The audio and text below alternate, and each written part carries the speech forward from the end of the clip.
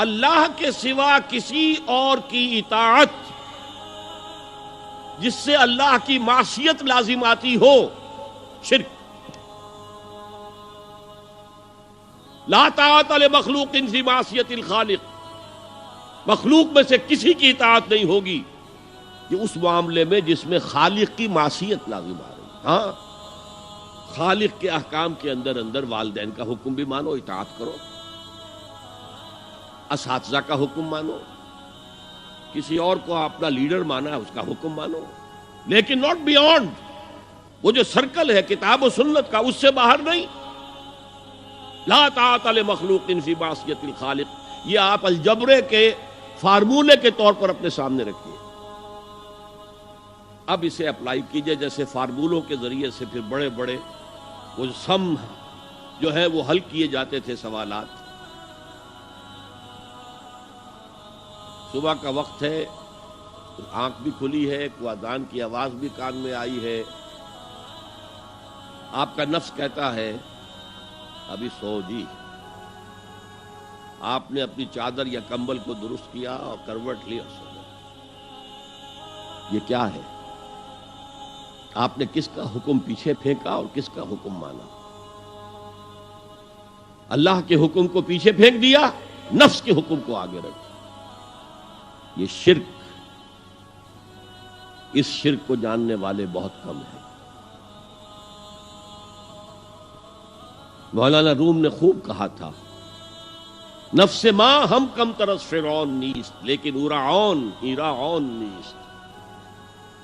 میرا نفس بھی فرعون سے کم نہیں ہے۔ فرعون نے کہا تھا نا الیس لی ملک مصر وہذہ الانہار تجری من تحتی، کیا اس ملک مصر کی حکومت میری نہیں ہے؟ اور سارا جو یہ آب پاشی کا نظام ہے، انہار کا نظام ہے، وہ میرے کنٹرول میں نہیں ہے؟ جس کا چاہوں موگا کھلا رکھوں، جس کا چاہوں بند کر دوں۔ یہ تھا خدائی کا دعویٰ، انا ربکم الاعلی۔ تو مولانا روم کہتے ہیں میرا نفس بھی اس سے کمتر نہیں ہے۔ وہ کہتا یہ جسم میرا ہے، اس پر میرا حکم چلے گا، میں نہیں جانتا کون اللہ کون رسول، کیا حرام کیا حلال۔ تو فرعون سے کم تو نہیں ہے میرا نفس، لیکن ایراعون اس کی بہت مدد تھی، فوج تھی، لاؤ لشکر تھا، تو اس نے زبان سے بھی کہہ دیا کھل کر انا ربکم الاعلی۔ میں مسکین ہوں، غریب ہوں، میرے پاس کوئی طاقت نہیں ہے، میں زبان سے تو کچھ نہیں کہہ سکتا، اندر سے میرا نفس یہی کہتا۔ یہ نفس کی حکومت قرآن کہتا ہے، میں حیران ہوتا ہوں، دو جگہ یہ مضمون آیا ہے، ارأیت من اتخذ الہہ ہواہ افانت تکون علیہ وکیلا۔ اے نبی تم نے دیکھا اس شخص کو، اس کے حال پر غور کیا جس نے اپنی خواہش نفس کو اپنا الہ بنا لیا ہے۔ اللہ اکبر، الہ، لا الہ الا اللہ، کلمہ توحید کا مرکزی لفظ یہاں آ رہا ہے، من اتخذ الہہ ہواہ، جس نے اپنی خواہش نفس کو اپنا معبود بنا لیا، الہ بنا لیا۔ افانت تکون علیہ وکیلا، کیا آپ ایسے شخص کی کوئی ذمہ داری لے سکتے ہیں؟ سود حرام ہوا کرے جی، حرام ورام، ہمارا دھندا جو ہے وہ آگے بڑھ نہیں سکتا۔